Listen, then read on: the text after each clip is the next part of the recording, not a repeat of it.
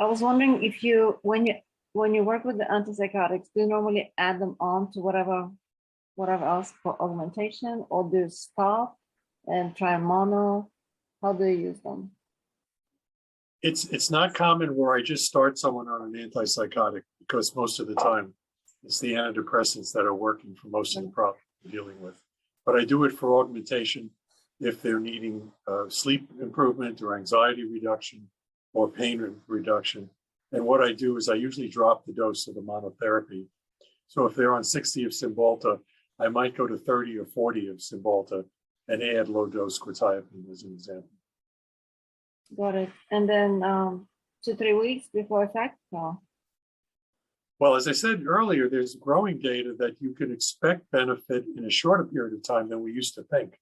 But I generally will, if I'm adding another agent, I will give them about a month on the medication before I make changes. Got it.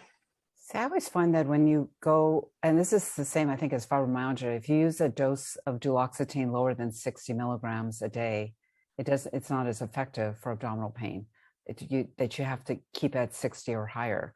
But I haven't tried, an atypical or a, antipsychotic on top of that, and then lowering the duloxetine. But you find that, is that what you normally do? Or do you just you don't maintain the duloxetine?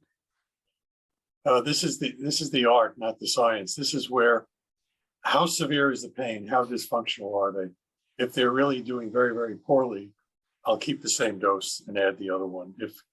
If they're just they're not getting the incremental benefit they want, I'll drop the dose and add it.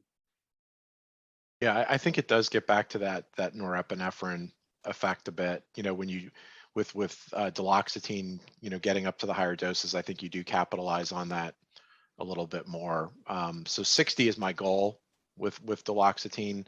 I'll sometimes go to 90, but 60 is where I often try to hit. I think it's worth reemphasizing that venlafaxine is probably the least favorable option there.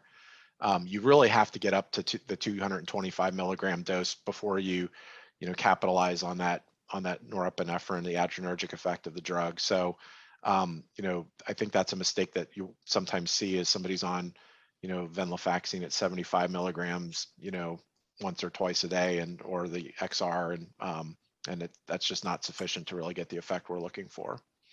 And don't forget, there's milnacipran, right, and levomilnacipran, and those are SNRIs with more noradrenergic effect than Cymbalta.